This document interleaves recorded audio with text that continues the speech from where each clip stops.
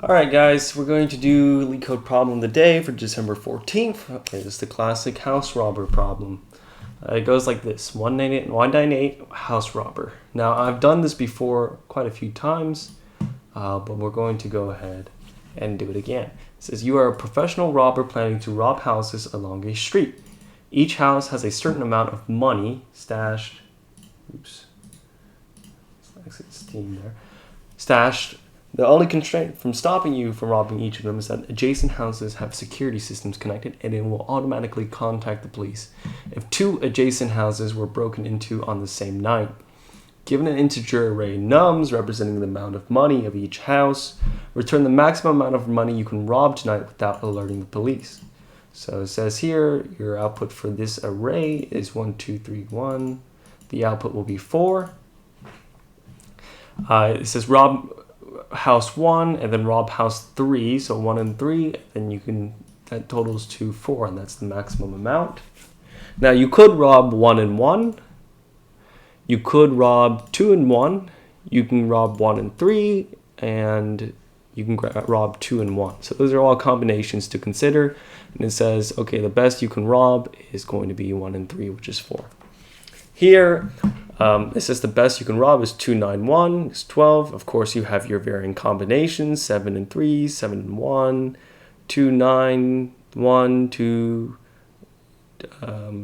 You can do 2, 3, 2, 9, 1, 7, 1, and so on. So the general idea is if you start at a place, you can either rob the one step after it or the 1 2 steps after it, right? And not robbing 3 steps after it. So for example, I wouldn't rob the 1 after this 2 because the real maximum answer would be to rob the 2 and then 9 and then 1. Does that make sense? So not robbing 2 and then 1, but preferring to rob 2 and then 9 then 1. And we can make this assumption because our numbers are always going to be positive. So we'd always rather rob 2 than 9 and 1. Okay. Now, should I do this in C++ or Python? I think my Python is lacking a little bit, so we're going to go ahead and do this in Python.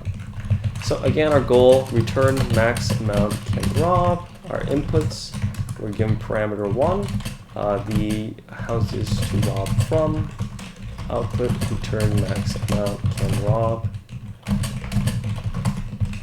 Okay, so that's our problem statement, and now we will talk about how we're going to do this. So we went over these couple examples already. Before we jump into pseudocode, let's think about some edge cases.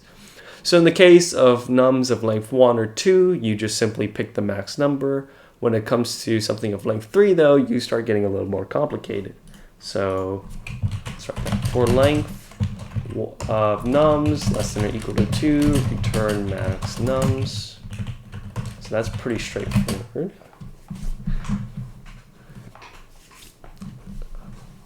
But now we shift to the part where we have to do multiple steps in this problem. And it's more like a DP problem if you can break it down into kind of steps if you follow me. So let's say that I were to begin at 2, okay? What's the maximum amount of money I can rob if I were going to rob? Well, my last house that I would rob is 2. The max, well, let me backtrack. So if I were to start, let's start at the end of the nums. Let's say I start at the house with value of 1. If this is the last house I rob, starting from here, what's the max amount of money I can steal? Well, it's 1. If this is the last house I rob, going from left to right. I mean, if this is where I start and I'm robbing left to right, how much money can I steal from 3? What's the max amount of money? Well, I can only rob the 3, so that's 3. When I'm starting at 9 now, I can say, what's the max amount of money I can rob starting at 9? Well, I can rob the 9 and the 1, so that would be 10, right? So then I would have an array of 10, 3, 1. And now I come to the 7 and I say, okay, I can rob either the 3 or the 1 starting from 7, right? And so I would rob the 3, so that would give me another 10. Now I'm at this 2. From 2, I can either rob the 10 or the 3. I would rob the 10, so that would be 12, and then I take the max of that. Now notice that I only need these 3 values to select from for this value, right? If I'm jumping from here, I only need to know that what's the maximum value I can rob here or here. So I only need 3 values at a time, and that reduces our space complexity. So DP of 3 values, store the best scenario, then build DP until begin nums, return max DP. Okay, so that's our little pseudocode. So let's go ahead and write that out. So that's our if statement. Our DP is going to start like this. It'll be nums -1, nums at -2, and then of course, since all the values are positive, we can automatically assume that this DP value here will be the addition. Okay. So for I in range from length of nums -3 to z to -1 going backwards. So we're going to start on, this should be -4 because we have this number, so that's -1, -2, -3, -4. So we start here and we say, okay, dp.append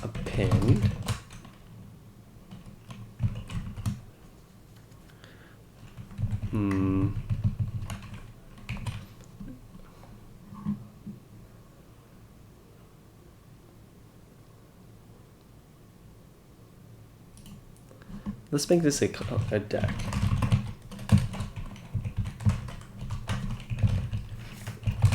Pin left,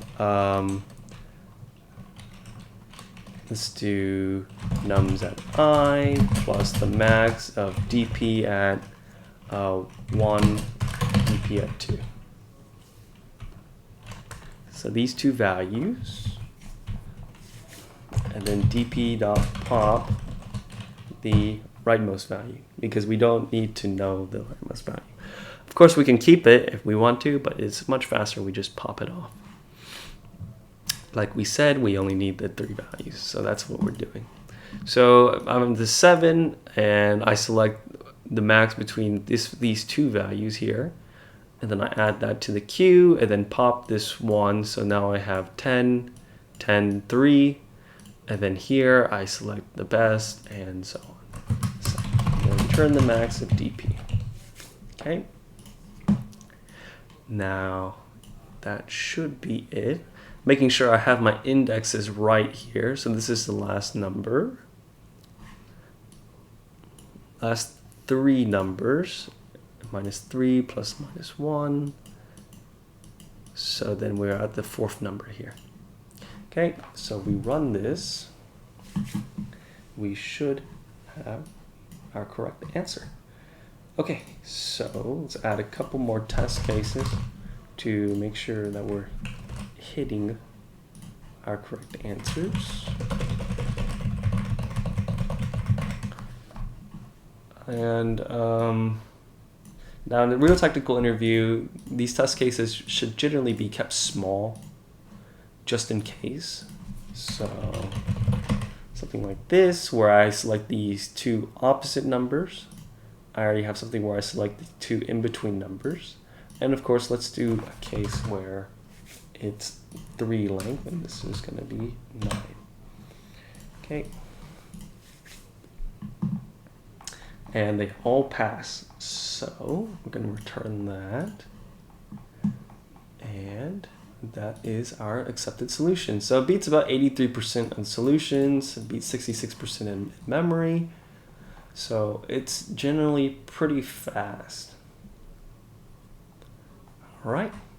So that is house robber done in a very short amount of time. Hope you learned something from the stream.